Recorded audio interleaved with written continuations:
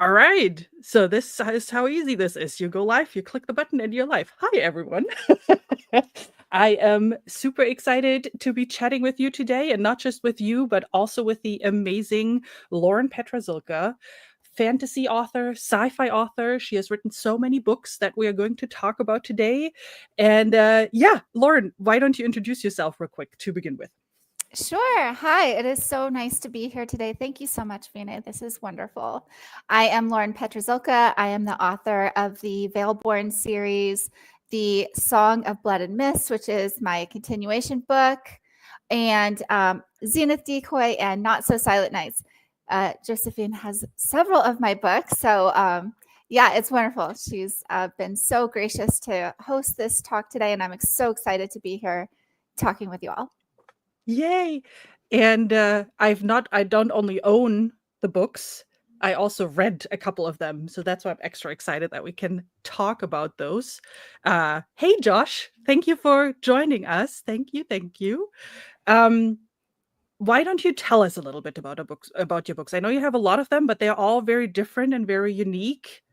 So tell us a little bit about them. Sure. So I'll start with my first book, the Vale series. So this is my first book, my first successful delve into writing. I was a writer for many years, but I never really had anything come to fruition until this book here. So this is a portal fantasy. Essentially, the main character, Lily, is a human. She is from our world, but we start out in the fantasy realm. So she brings that human relatable element to this fantasy space, and she's trying to get her bearings. And she is looking for her best friend who has been missing for 6 months.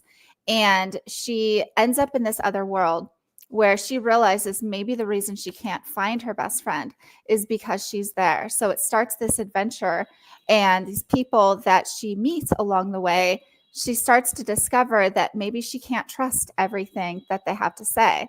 So she encounters the Fae, and she's not familiar with the lore of the Fae. So we I have included the lore of the Fae, but she is unaware of what that all means. And essentially, she starts to discover that for herself. I apologize now. My dogs are here, and I knew this was going to happen at some point where they start to bark. So my apologies. No, go ahead. Dogs, yay! Yes, they keep me company while I spend my time typing away. That's perfect. Little foot warmers or bigger. I don't know. Yeah, they are actually somewhat little. Okay, good.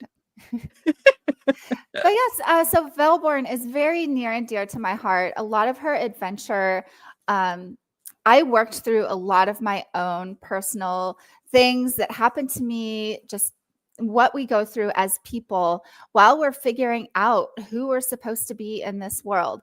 As she was figuring this stuff out, I was kind of resolving all of those same trials that I went through. And it was a very cathartic process. And I was able to kind of ingest the things that had happened to me along the way. And inevitably, some of those things made it on the page. There's a joke, you could call it, where an author will tell thousands of people or millions of people their deepest secrets that they wouldn't even tell their best friends because they're putting it on the page. So there's definitely a bit of that in my books. Awesome. That is also one of the questions that I have later, because I found a couple of things where I'm curious if that is inspired by something real life. But we'll talk about that later. Oh, I'm excited. Yay. All right. So Valeborn, that's the first book in your trilogy, right? So that's a finished trilogy with a novella between book 1 and 2, if I remember correctly. Yes, that's correct. And then Song of Blood and Mist is the sequel to that series. Yes. So essentially, it's a spin-off. So Song of Blood and Mist is the next generation. So we see some of the same characters from the Valeborn series, but they play a minimal role. And the main character in this book is Soraya. She is a half Sereni, half Fae. And I really wanted to write a book about a morally gray character. I wanted to have someone that was really dealing with the darkness within themselves, and also what she was born as. Essentially, it's not that she is bad, but she is viewed as bad by the Serenity. She's raised with the Serenity, but she has the powers of the Fae. And in my series, the Fae wield elemental powers. There's different types of Fae, and she has the power of water, and this terrifies the Serenity, and yet she lives with them. So what does that mean for her? Is she inherently bad simply because she was born this way? And she struggles to find out who she is and what her place is in the world. That's a very common thread that I write about. And so on the back of my book, and this might be reversed for you, but the tagline is, the only way to save those she loves is by becoming the villain they fear. So that is an amazing tagline. Thank you. I know when I wrote it, I got chills. I'm like, Yes. that's it. That's what it, and that's really the essence of what she is dealing with the whole time. She wants to know about these powers that she has, but she's afraid to use them. She discovers that the only way she's going to learn about them is if she seeks out one of the Fae, because she's raised with a Serenity. She's sequestered away from the Fae, but she knows she has to find them if she's going to learn, and if she's going to learn to control this. So that's what this is her adventure through the world, discovering the depths of her powers, and also what it means if she uses them. Is she bad if she uses them? Is she bad if she uses them for good? It's a very interesting question. So I really just loved the process of writing this book. And I came up with, yeah, it was fantastic. It was so just interesting. And I researched a lot of different psychological traits to really get an understanding for what somebody might be dealing with in a situation like this. That seems to be a theme throughout your books, though, a little bit, right? So it's even in Valeborn, which is the one that I've read so far, you deal a little bit with good versus bad, and good from which point of view and bad from whose point of view. So there's a lot of that even in Valeborn already. So that seems to be that you're naturally a theme that you're naturally drawn to, that you like to process through writing a little bit, it sounds like. Definitely. I really love that question of delving into, we are placed in these situations sometimes as people, and we have to make a decision. And sometimes we may have a very difficult choice to make. And what does that make us as people when we make that choice? And that's something that I constantly am putting my characters into, these difficult situations where they've got to choose and essentially prove who their character is by their choices. Yeah. Which I appreciate in a book as a reader, because it gives me so much more input about who the character is, right? What their motivation is, who they're thinking, and it gives the character a whole lot more depth that then explains why they make certain decisions, or why they went that way versus the other way, and that kind of stuff. So it's really interesting to hear that from an author's perspective on how you approached it from a writing way versus what I read then at the end of the day, and how I process your story essentially. So very interesting. Yeah, like Lily, she's very impulsive, but she's also she wants to be so altruistic. Like she wants to, like, I'm going to do this for the greater good. And then she'll just do something sometimes, and she's like, oh, maybe I should have been a little bit more careful. That was probably, but she'll own her bad choices when she does them. But a lot of times she's doing them for what she thinks is the right reason. But then maybe has to learn the lesson after the fact. Yeah. Just wanted to say hello to Mark real quick. I see Hello, you Mark. and Josh having a whole conversation going on in the chat. That is awesome. And I agree that, so he said that for the Song of Blood and Mist, that cover is really gorgeous. I believe, at least, Josh, correct me if I'm wrong, but I think that's the book that you pointed that out for. Oh, thank you so much. This is actually the hardcover, and it's a hardcover special edition. So it's an alternate cover on the inside. Why do I not have this, Lorin? Oh my gosh. So I saw you at WonderCon just recently, and I may have already sold out at WonderCon, because I did sell out, and I just got them in. But look at the interior formatting. Oh God, that is gorgeous. So pretty. They are all headings. So I have to say, you put a lot of detail in all of your books, even your regular paperbacks, like even just the chapter headings, the font that you picked, like little details like that already are amazing, I find. Oh Um, yeah. and also It's it's probably a bit hard to see on the paperback, but you have a colored version of the map on your website as well. Yes, I do. Amazing. Oh wow, you went through all the stuff on my website. You're Of the course, of course. Ah, let me put the link to your link tree actually in the chat so people can take a Oh, look thank at you it. so much. There is also the link to the website as part of the link tree if you guys want to take a look at the colored version and a high res version of the map. Is that something that you created? Do you have an artist for the map? Like, how did that come along? In this case, yes, I did do the art myself on this cover. So there's a question from Already Overbooked, who's the cover artist. In this case, it was me. So Ooh. it was so much stress. But so aside from being a fantasy author, I also work in the animation industry as an artist. But I have been out of work for a while. So it freed me up to have time. I'm looking at the positives, right? So I spent probably 2 weeks painting the back cover, the back drawing here, the artwork here. And then I want to say this one was not as long because I actually was able to reuse her face a little bit and do some digital trickery to flip it around, do Yeah. some time saving things on that. Yeah. But on my Valeborn series, I was not the artist. So this was done by an artist by the name of Alberto Carranza. And I worked with Alberto on a project in the entertainment industry. So a lot of times I move the work around to people that I've worked with in the industry, to whoever's free. And Yeah. I kind of spread the love that way. Like I have character art that I give with my books. So this is stunning character art of Soraya, trying to get not the sheen on there, by an artist by the name of Mars Secor. And this is actually my really good friend. And so I was like, hey, want to do some art for me?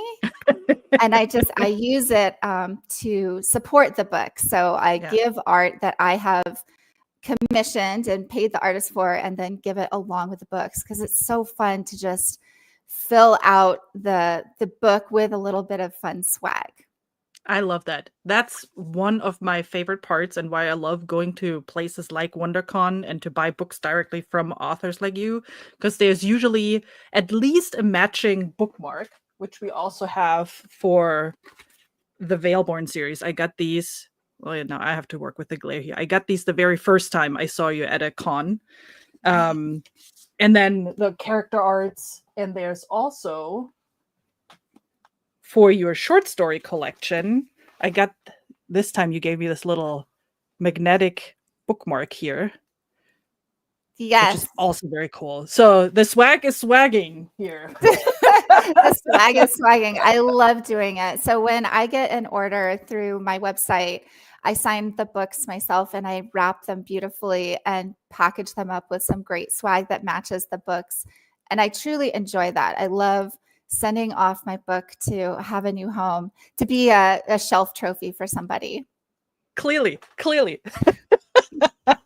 No, I love that. And like that's what makes this then extra special, the whole experience, right? It's, I mean, the story obviously is important in a book, and that, but if that is then accompanied with things that just add to it and make the experience just a little bit more visual and just entertaining on other senses, it's such a different way of experiencing the book. I love it. And I mean, yeah.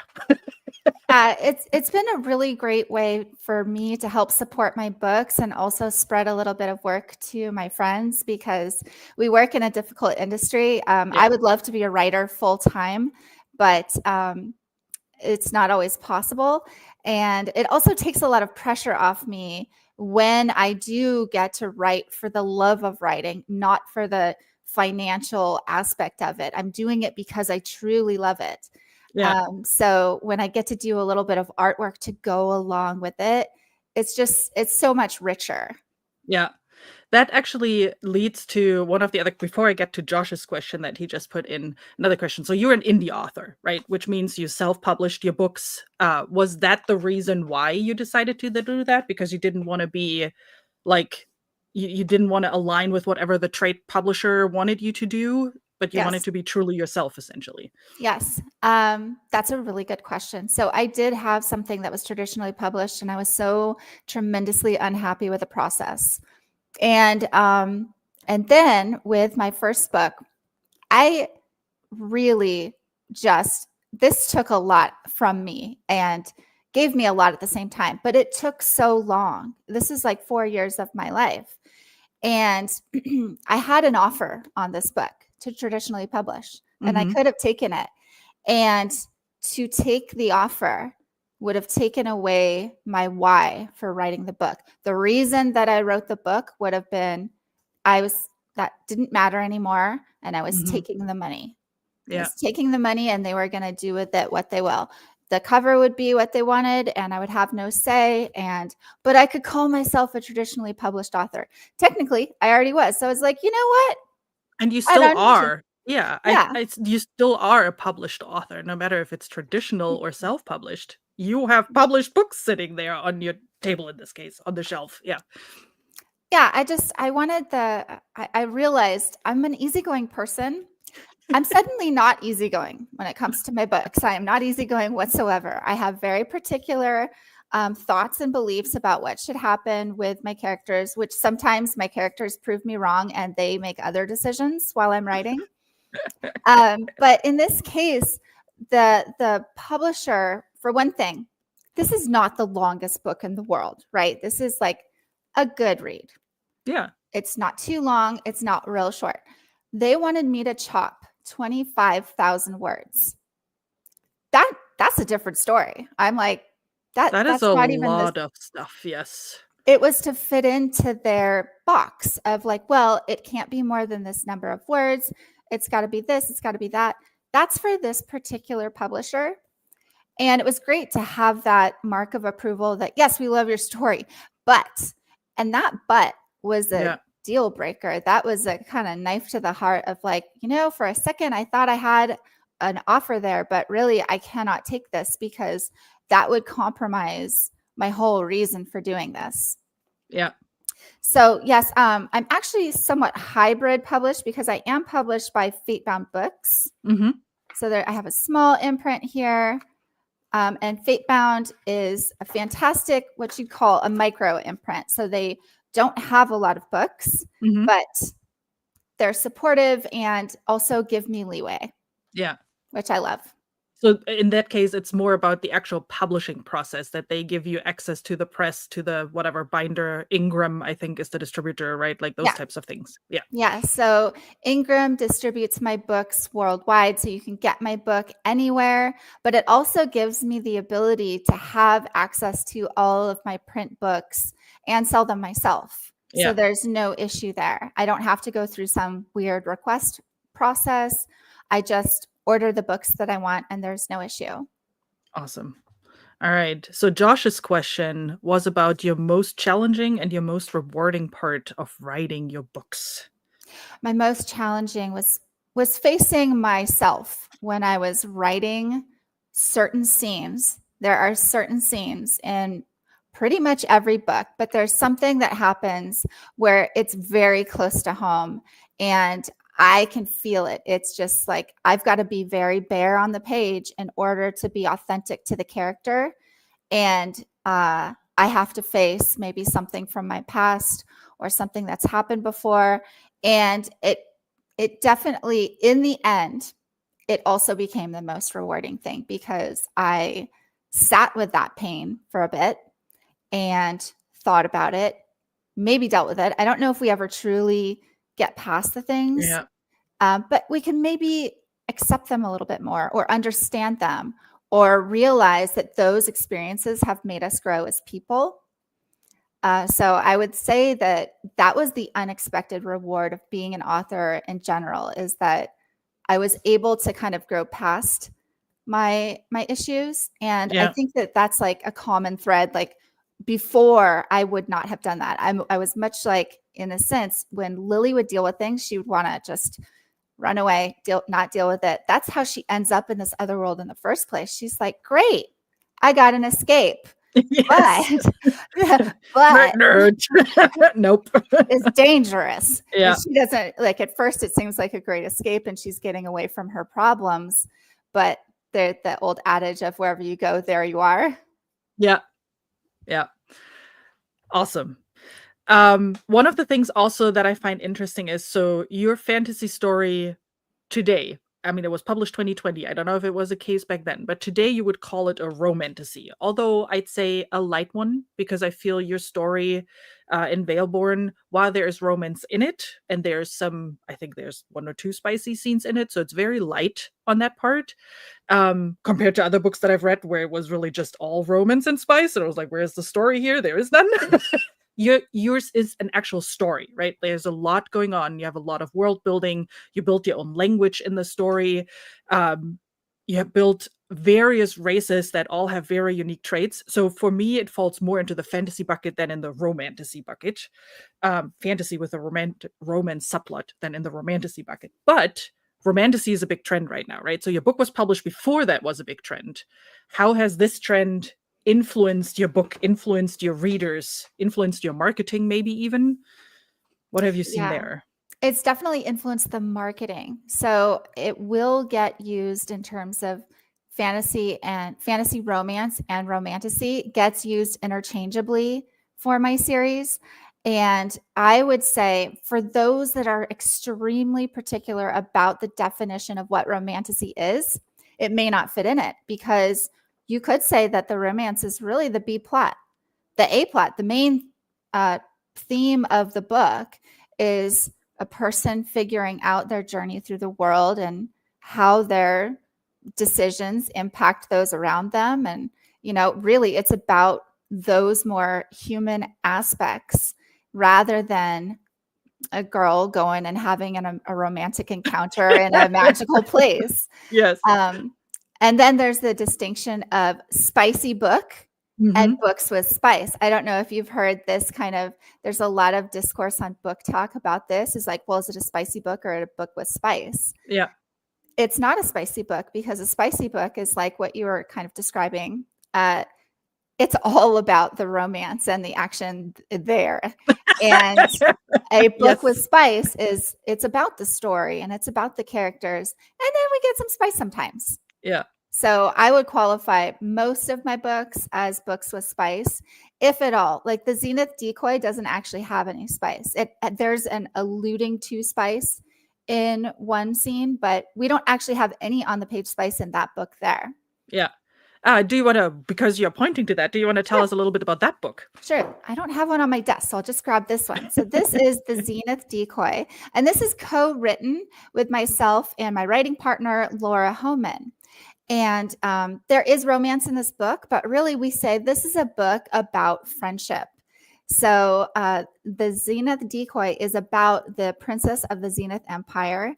So this is a sci-fi, you could call it is a bit of a, oh my gosh, I'm completely blanking on the word, space opera. Yes. It left my brain for a moment, but it's a space opera because it happens amongst different planets and there's travel between the planets and that sort of thing. But it's not really about the sci-fi aspect. It's not about technology and the jargon around that. It's really about the adventure and the intrigue that these two women are on, because she is the princess to the Zenith Empire and they are kidnapped pretty much right out of the gate when the book starts. And there is a pirate organization. So this all started from one idea. We call it the Princess Switch meets Star Trek. Yes. Okay. So they get kidnapped by this pirate organization that is trying to legitimize their claim in their quadrant. And so their big idea is like, oh, we'll just force the princess to marry me. And essentially they're too smart for that, and all chaos ensues. Awesome. Yeah, that's the one that is next on my list. So once I'm done with the Valeborn series, that's the one that is next on my list because I find that very interesting. Because like sci-fi usually is interesting. That is a genre I read a lot into, not as much as in fantasy, but usually, as you said, it's very sciency, that you have science fiction where it is about the science and explaining how life on other planets could look like, right? And how life and whatnot could be there. More idea based, Asimov, that kind of stuff, which I appreciate. But then there's also, which I also again have seen more in the indie author community, more story-based sci-fi, where the sci-fi part is more the setting to Mhm. help the story along and to make the story a bit more unique. But then you add your character development, your plot, your own world building again in there, which I find extremely interesting. Yes, exactly, Josh. Super interesting, really cool premise. I'm really excited Thank you. to get to that one. Yeah, I'm so excited for you to read it. It's really fun. It's like there's some parts in there, there's some really good comedy. I love the comedic parts in there. And it's taken from certain scenes that I can picture in my head. Sometimes it's a bit of an homage to Star Trek because Laura and I are huge Star Trek fans. And there's a lot of different aspects about Star Trek that I love. And also, I have studied a lot of astronomy. So these two things kind of came together to make this like rich base. Interesting. Yeah. It was really, really fun to write. And so if you're a fan of Star Trek, and you don't have to be, but if you are one, you might see some things where you know who is inspired by what, essentially. I'll just leave it at that because, yeah, let's just say there's a very sassy tailor that lives on the space station. All Yeah. right. All right. So very short. We'll see how short the story goes. But short story on the site. When you say Star Trek, I always have to giggle when I hear that. I haven't watched many episodes so far in my life. Not because I'm not interested. I just never had a really reason to start it. But years ago, God, more than 20 years ago at this point, when I was studying computer science, we had to have some elective courses that we had to pick, and one of them was around Star Trek. So the whole point of this course was like in half a year, one semester, right? Was to analyze Star Trek episodes from a cultural aspect, from a political aspect, from a gender aspect, like all of these kind of things. And at the end of the whole course, everybody had to put out a presentation on one of these aspects. And still throughout the entire course, I hadn't watched one episode of Star Trek, and we were talking about gender and sex in Star Trek and how that all comes together and how it's shown, how it's portrayed throughout the years and all that kind of stuff. And it happened that my co-partner that I was presenting with, he got all nervous and all of a sudden had to run out and throw up and that kind of stuff. So I was sitting there in front of a whole class of Star Trek super fans that all watched the show multiple times, and I didn't remember the character names anymore. I didn't remember the exact shows anymore that I wrote down on paper, and I had to take on his part. It was embarrassing. Oh my gosh. Yeah, I can imagine just the cold sweat coming through Yes. of just like, oh gosh, they're all gonna know. But Yeah, fun things. Every time someone says Star Trek, that's what I think about. But oh I'm gosh. excited. Well, No. hopefully it doesn't bring back that kind of feeling. But I will say that it's true that I definitely feel like all of the maybe not all of the episodes, but a lot of the episodes have such an interesting query into different possibilities for cultures, and Yes. they do so much exploration. So like there's the obvious exploration of space, but the real exploration is the different cultures and Yes. how people might evolve in these places in a societal sense, in a gender sense. There are ones where they go to places where gender is completely different from what we know. Yeah. And so then how do we write that in our brains? How do we understand that so that we can communicate with them and have a conversation, have a relationship that is built on mutual trust? It's a very interesting retrospective and what might be on these other places. Yeah. Yeah. Talk about trauma, I tell you. Josh has another question. A good one. What do you hope readers walk away thinking or feeling after they finish your books? That Very is such a good question. question. Yes.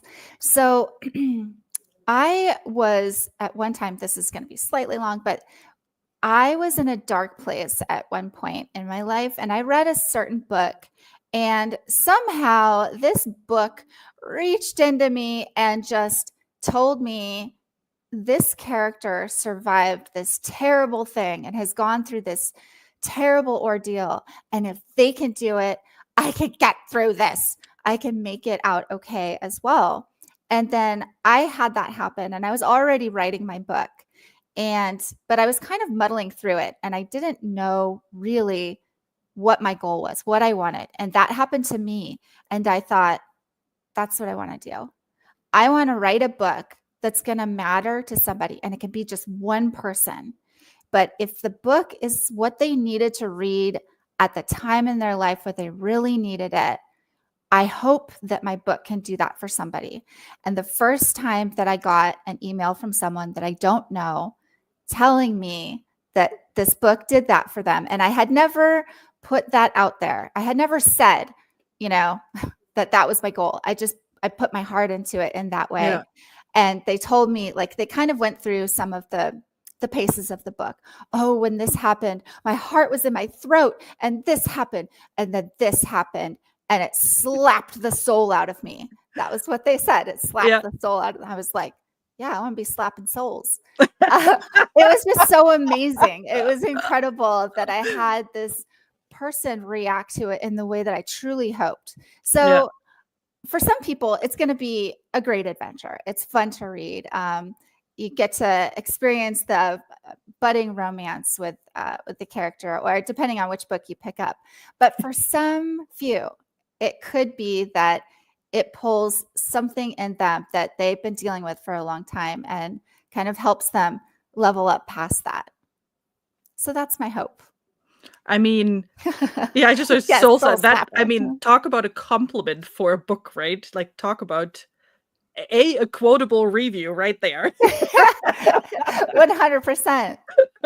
And then what a compliment from a reader. That is amazing. Yeah, it's fascinating how books can do that sometimes, right? Like, as you said, so sometimes the right book at the right time can do exactly that for you, can pull you out of whatever situation you're in, no matter what it is, and help you with that in whichever way. That is so fascinating. Yeah, I read a lot of books, and a lot of times it's just an adventure for me, or it's just this, or it's like Which I is get through totally it, and fine. and I've really enjoyed it, and that's great. Maybe I Yes. haven't needed a particular thing, but maybe if I read that same book at a different time, it might have a deeper impact on me. So it's very much related to us and what we're going through at the time. Yeah, absolutely. Wow. I had a question about your Veilborn, about the story itself. So we talked a little bit that you put yourself in a lot into the book. I had a couple of questions, non-spoiler free, about the story. So one thing that I noticed, so I've read Veilborn and I've read the short stories or novellas, the novella collection that we haven't talked about it yet, but we will probably in a second. And I noticed in both of those, you deal with languages, which I find very fascinating. In Veilborn, you have a Fey language that you explain and use throughout the book. And in Not So Silent Nights, the second novella, there's a lot of German involved, which is a real language, so it's not an invented language, but still. Languages. So is that something that you're just also drawn to? Do you speak different languages? Do you like to speak different languages? So where is this coming from? Yes. So I'm very interested in language, and I'm going to admit that it is also a literary device. So it's a good opportunity to call something something, and then it's a segue into explaining that a little bit more. But I am very interested in language. I speak a little bit of German. I used to speak much better, but it takes practice. You have to keep up with it. And so I'm very fascinated by the language, and I'm fascinated by how things change. How English has evolved, how I speak as an American, how Americans, even in different areas of the country, can have different linguistic habits. Yeah. And I find that very fascinating that it, morphs and changes just as we are evolving as, biological individuals or biological beings. Our way of speaking also evolves. Yeah. Yeah, and not just in today's world. So even if you look historically, right, like where languages are coming from and how one language has evolved into the other. So I don't know if I told you that. So I am German. I'm fluent in German. Although I lost when I moved over here, after the first 5 years of barely speaking any German, I lost a lot of it. 30 years in Germany, 5 years in the US, and you lose your mother tongue. It's ridiculous. Yeah. So that unfortunately is very real. But how where German and English both have the same Latin roots, right? And it's kind of fascinating to see how similar some words are, how they're interconnected or not in some cases. And then same thing, how especially if you look also Britain, US, or even Australia, which are the big English-speaking countries, how different it is from that perspective too. Yeah, I agree. Right, because you have Australia that's peopled from originally from Britain, and then how they changed and evolved. And now we're, a very connected world in general. Everybody kind of goes everywhere, but that wasn't the case for a Yeah, very long time. And so yeah. you have these subsets of people going to a different location, and then they evolve as they will, while the people that they left are kind of going off on their own tangent. Yes. For the Fey language in Valeborn, was that a fun project for you to say like, hey, let me, yes, as a literary device too, but was that also a fun experience for you to just geek out a little bit and invent words? Because they are connected. So if you look closely, it's not just random words. You base them off other languages on other things as well. I did, yes, and I did a lot of studying, so every time that I did something, it wasn't just random. It wasn't, for names, let's say I might use a name generator and get a start, but any sort of if it's a thing, if it's something that serves a purpose or something like that, and maybe even places I might base the name, kind of with Latin roots, and then I'd study around that sort of linguistic base and have definitions of, okay, this sounds like this, and go based on multiple choices. What it sounds like in my head when I say it, because I've read a lot of fantasy books, and sometimes I get really tripped up over maybe a character's name, and No every kidding. time I read it, I'm like, this is in my head hard to say. Yeah. So I make choices based on what I think kind of flows off the tongue as you think it, if that makes Yeah. sense. Yeah, But absolutely. also what the meanings are. So I look up Latin meanings and that sort of thing. And then I sometimes do my own evolution of like, this is the Latin base. We speak from a Latin based language that has evolved for a very long time. But I do the same thing where I take from the Latin base and then evolve it. Yeah. Awesome. That is a lot of fun. I love little details like this in stories when that is woven in and when you can see that there was work put in and and then hearing how you thought through is like, geeky. Love it. Yes, and also that was kind of me living out my J.R.R. Tolkien, like, Yes. dreams, right? Like, goals, right? Because this, he created, you could say, I mean, I know I've heard this, I don't know if it's true, but that he really wrote the book so that he could make a language. Like, I that heard was that his too. true Yes. interest, was the Yeah. language. Um, but I just got that feeling because I was so impacted by his books. When I was a teenager, I read, you know what mass media books are? Like, they're These are smaller. the small, Yeah. terrible print paper. It's called Yes. groundwood. I mean, it can't be any cheaper. Yeah. But And they're all yellow after a year on your shelf. Yes. Yeah. yeah, and they kind of fray out, and Mhm. they're, but the stories inside are still good. Yes. And I was all I could afford as a teenager was this, and they still made such an impact on me. It didn't matter that I didn't have some beautifully formatted book. It's like crammed in there as tight as they can get it. And I just inhaled his books. And so I think that is part of why I love writing with language in that sense. I mean, of course, I'm writing a book is language, but No, I understand. Yes. having that thread as well is because of the impact that his stories had on me. Yeah, that is awesome. Contrary to Tolkien though, your elves are very different. I don't want to spoil anything because I thought that was a very fun tidbit that I experienced by reading the book, so I'm not going to spoil what it is. But your elves are very different. Yes.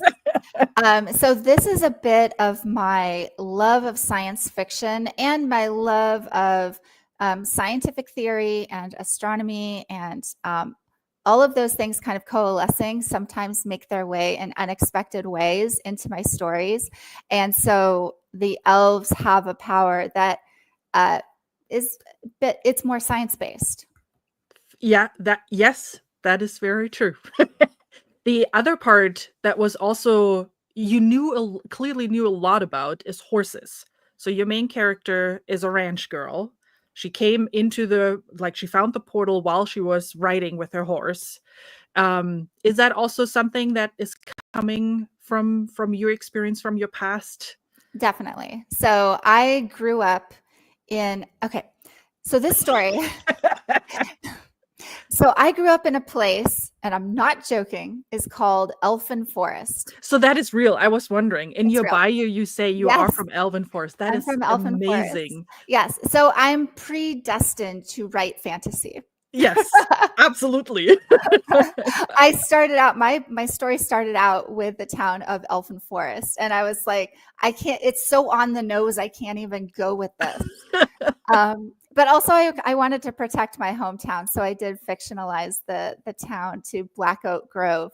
Yeah. But where I grew up, it has these groves of California black oaks, and so I grew up as a ranch girl, and I grew up as somebody that was going to become a horse veterinarian.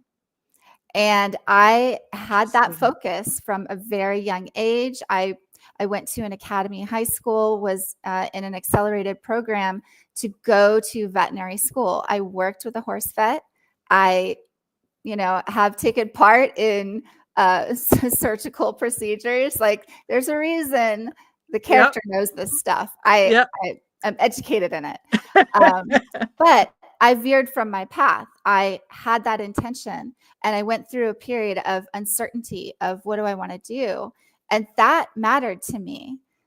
Um, there was a time where I was really unsure that I was making the right choice of veering away because, as I mentioned at the start of the interview, I'm an artist in the animation industry. That's a pretty far divergence from Yeah, kinda. that intention. So there were some big questions there of like, have I completely messed this up? So that's a lot of what I write about is the most interesting people in the world are forever becoming who they are. Not that I'm the most interesting person in the world, but it's all about the journey. Yeah. And so she has doubts in herself. She was supposed to do this. And I think that that's very relatable. There's a lot of us that grow up with something that maybe we're given the impression that we're supposed to do it, or we have a knack for it, and everyone assumes that's what you're going to do. And then when you become older, early 20s, something like that, and you do something different, you take a left turn, that can be very unnerving. That can be, you're jumping into the void. You're going to figure it out. So that's a lot of what I write about is, we're given the impression that we're supposed to know, but we don't always know. And even our No. parents didn't know. They didn't know when they're trying to make us, like, convince us to do these things. They Yeah. just think they want to encourage us to do what they think is best for us. Yeah. And so yeah, she's a ranch girl. She was supposed to be a vet and then doesn't do that. But those skills didn't just go away. And so we see them kind of come out, and they come out at very interesting times sometimes. I will say that. Okay. So there's more to come in the rest of the series. Yes, something to be excited about. I find that interesting. So everything that we talked about so far, obviously I read your bio before the interview as well. And there was one sentence or one half a sentence that you said, you retain human relatable experience with a kernel of truth. And everything that we just talked about in the 40 minutes so far that really sums it up, right? Like that's, and I like after reading the Valeborn, that was when I read the sentence, I was like, yep, that is spot on. You have characters that deal with so much. They are not cookie cutter characters. There's a lot of depth to them. They went through a lot of stuff, as you just explained, right? Like you gave examples of that. And I think it's handled with such great care in the books.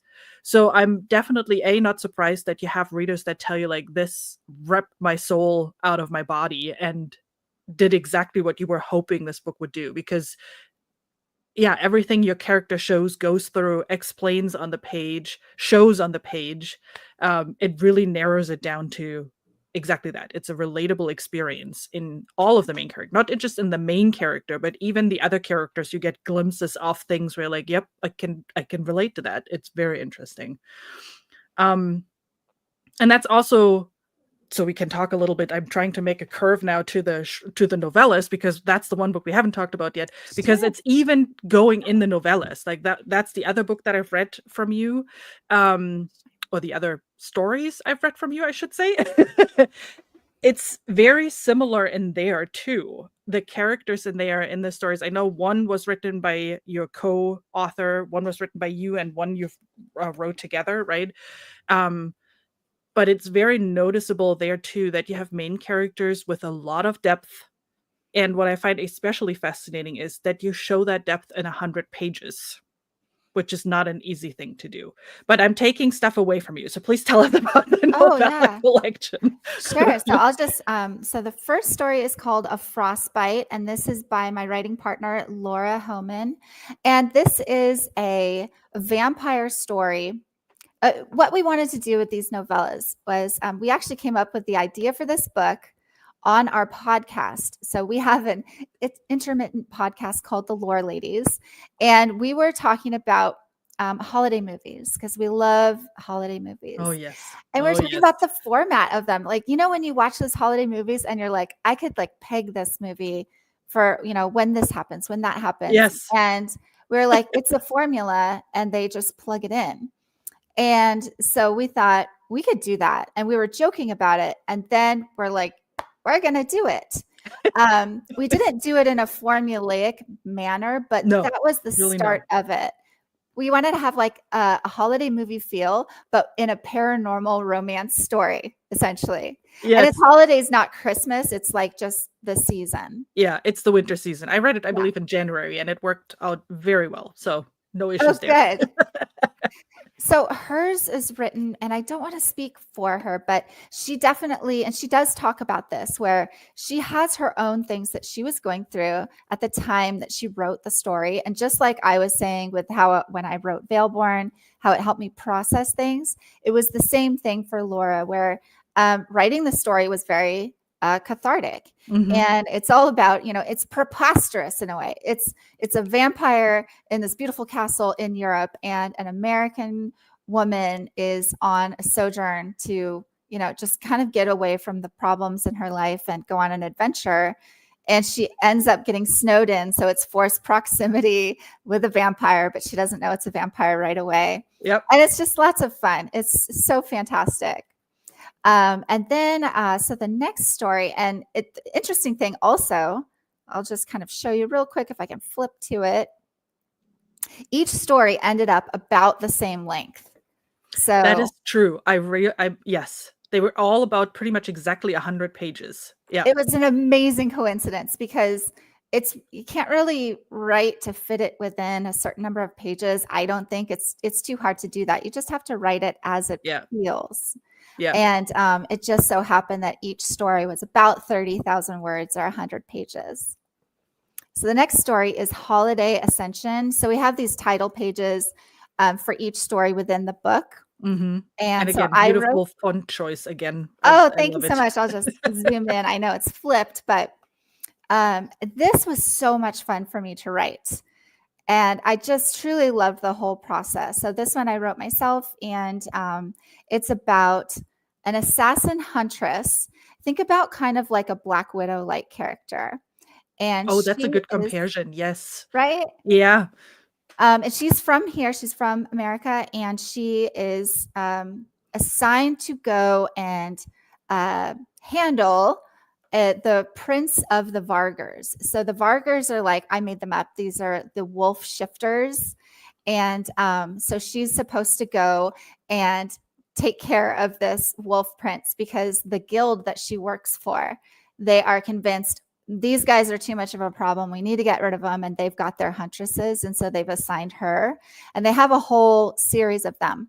But Ash, who is my main character, she's really tired of doing this. And they've got her on a leash. And she wants to be out. But they said, okay, like do this last one and then you're done. So she goes and she finds out that in order to infiltrate this castle, she has to pretend to be a party planner. So this is where it's like very much like a Hallmark movie. It's like so ridiculous, but it's laughable and fun. And it's just like, you know, you kind of see her trying to make it up as she goes. And then she starts to find out, she's like, you know what, I'm kind of good at this. Like, this is kind of weird. Yes, the Hallmark movie reference is so apt, especially for that story. That is very true. And that's probably why I loved, because I'm also a big fan of Hallmark, especially the Christmas movies. Like, I love my Netflix around Christmas time. It's the most ridiculous movies, but it's just perfect for 1.5 hours of just fun. And that's exactly what these stories are. Yeah.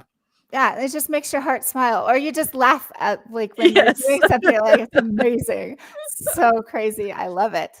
You know, she's like this like super skilled huntress. So in certain situations, she's super prepared for any sort of offensive, but she doesn't come off as that right away because she's got to play a part of this party planner and pretend like she's not ready to catch a knife out of the air.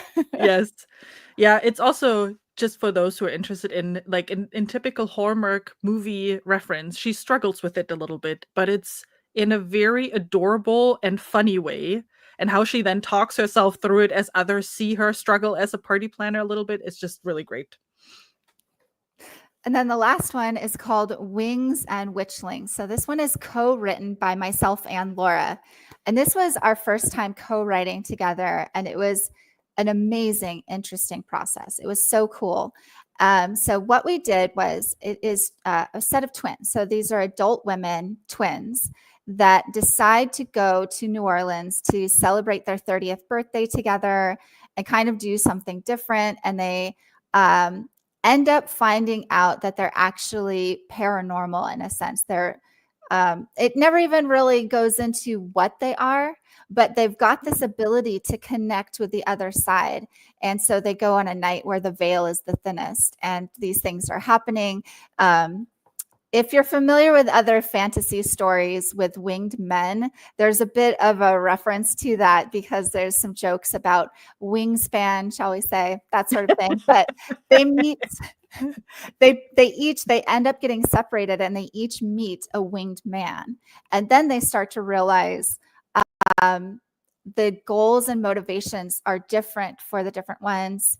And what the ultimate goal is at the end of the story it was a really fun process. So I wrote one twin. And so what we did was for the heading of each chapter, so chapter 1, Addie. And then we would switch to the other twin. So I wrote Addie and Laura wrote Lexi. Mm-hmm. And it was really fun. We switched back and forth every chapter and we helped each other along the way. It was just a fantastic process. And we didn't know how that was going to work. We didn't know how it was going to be to co-write together, but it was so fun. And for our last chapter, if you're familiar, so I'm in Los Angeles. Just east of us is Big Bear. So we went up to Big Bear Lake at Halloween time. So it was in the fall. And we spent an entire weekend finishing the book, finishing the story of Wings and Witchlings. And it was just an incredible experience of us we sat with our laptops, you know, and we're both in our same document. We shared a document so we could see updates as they're happening. Depending on the person, that might be pretty cringy as you're like typing. You're like, don't judge me. Don't judge me. Typos don't change everywhere. that sentence. But I remember writing this big scene and Laura's watching it. She's like, oh my gosh. She's just like having a moment, reading it as it's happening. She's like, That was so cool. It was really great. So was that the moment when you then decided to co-author a full novel? Yes. Yes. Well, that wasn't the moment that we decided, but we had so much fun doing it that we knew we wanted to write together again. So we did. This is actually this was planned as another novella, and then it just took on a life all its own, and it turned into a full novel. And we just went with it. We went with the story as it was because we said it would be a novella, and then we're at like 25,000 words. I'm like, it's not going to happen, dude. We are way too deep in this story. She's like, I know. We'll do what it is. Like, we'll keep going. Awesome. This is great. So what's then next for you? Trilogy, sequel, co-authored books and novellas? What's next? Lots of things. So, one thing, I just talked to Laura about this recently. We are going to be continuing the stories of Lexi and Addie. So, they're going to go on other, witchy adventures. So, think of it like kind of Nancy Drew, like how you could read a Yes. Nancy Drew story out of order and it's like doesn't really matter. We wanted to have kind of a set of them. So, they're going to go on a trip and it's going to be wildly fun. So that's one thing. Another thing is Song of Blood and Mist is written as a duology spinoff. So while this is 20 years after the completion of the Valeborn series, the story did not finish with this book. It's not a cliffhanger. I do not enjoy cliffhangers as a reader. Yeah. Same. I don't want to say it gives me the ick because I will still read a story that has a cliffhanger. I understand. It's just frustrating. It's incredibly frustrating. And you run the risk of what if the author doesn't finish this? Yeah, I just read one of those the other day, and the author was saying, oh, but that was written in 2020, and the author originally said by 2021, book 2 is out. It's what, 2025 now? Still no book 2, not even a process in writing. Very frustrating. Yeah. So for myself as a writer, I am conscious of that. I don't like reading them, and so I'm not going to write them. So this is not a cliffhanger book, but there will be another book in the series, which is already underway. And then additionally, just because I like to overload my plate, I have a brand new series that I'm working on right now. All right. So Can you that's tell very us a exciting. little bit already on that, like a teaser? I hope so. So I don't have a temporary title or anything like that, but essentially this is a story. I've never written an academia story. So like a school setting. Ooh. A lot of times, so in publishing, in order for something to be, say, YA, there has to be a school setting. And so I've kind of stayed away from the school settings because I write adult, not YA. I like to age my characters up at least a bit. You know, Valeborn, she's in her early 20s. Some of my characters are more in their 30s. But I've kind of stayed away from that academia because of that. I'm like, well, I'm not writing YA.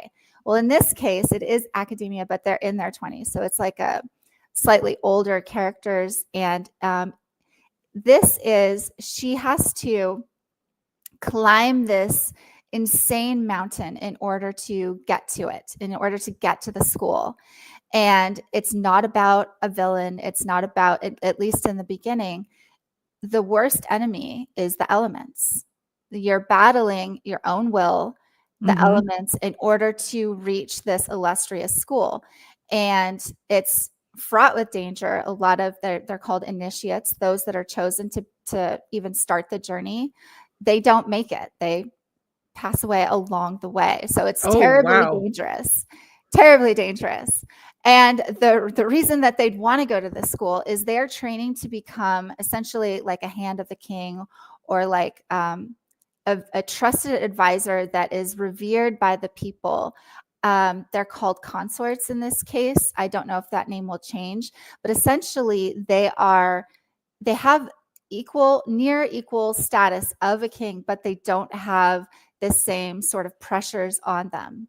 And she is looking to get away from her past. And that's a very common theme, where she is trying to grow past something that was her life was threatened. And she thought, my only way out is to try and become somebody else, somebody that takes the power for themselves. So she thinks if I can get to that school, I can train to become a consort, and I can go to any kingdom I want to go to and not have to worry about my meals anymore, because she's experienced hunger, experienced homelessness, experienced all kinds of difficulties in life. Because when you take away these very basic needs that a person needs, they really cannot do anything else.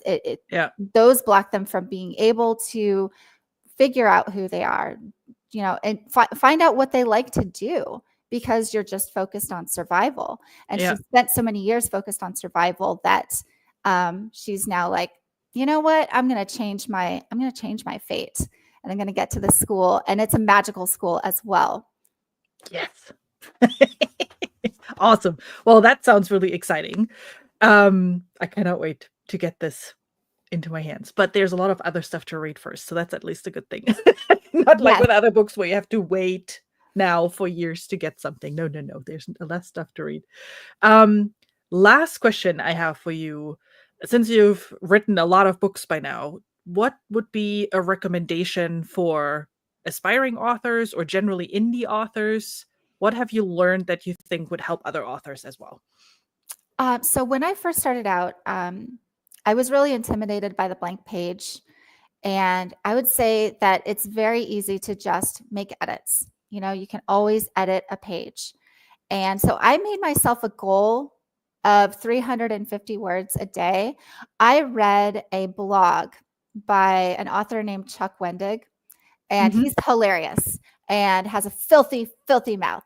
And he'll make you laugh if you're okay with all that swearing. But his advice was so sound. And he's like, if you just write 350 words a day, after a few months, you've got a book. And then you can edit the book, right? Then you can move forward. Yeah. And so I just took that. I was like, I could do 350 words a day. It kind of took away some of that fear of like, I have to do a certain amount. I don't really 350, you could do that in maybe 20, 30 minutes, depending. Some days you're going to do more. Some days you'll do less. But just setting small goals for yourself, because it's like the infographic of the fire. A huge fire at the beginning is actually less than a bunch of small fires every single day in a row. Yeah, very true. Awesome. So we've been talking for over an hour now. Before I finish out, is there anything else you want to tell us about your books, about your writing, about upcoming projects, where we can find you next? Yeah, so you can find me on my website at lorinpetrazilka.com. I sell all of my books directly and ship them out, package them lovingly. I really enjoy that. You can always reach me on that site as well, so you can send me messages. I definitely welcome mail from readers. Other than that, I am on Instagram at Lorin Petrazilka, and I am on TikTok at Lorin Petrazilka Books. And I love interacting with people that love to read. I mean, I live and breathe books. And so I love talking books any chance I get, whether they're my books or somebody else's. It's fantastic. And it gives me life. Awesome. Well, Lorin, thank you so much for joining me today, for telling us all about your books, for letting me ask some questions about your stories. I always love that part the most. For you out there, thank you so much for watching. If you want to check out Lorin's books, I put for everybody who's still in the live chat, the link in the chat, but it's also down in the description. So you can find that if you're watching the recording. Go check her out. It's so much fun. The novellas are great if you want something quick, but the Valeborn series is very exciting as well. There are a lot of great tidbits. There are a lot of great things you can geek out about, a lot of great things that she has done very different. We talked about the elves before, which are great. And yeah, I hope I see you with my next video. Until then, you have an amazing rest of your day. Bye, everyone. Awkward.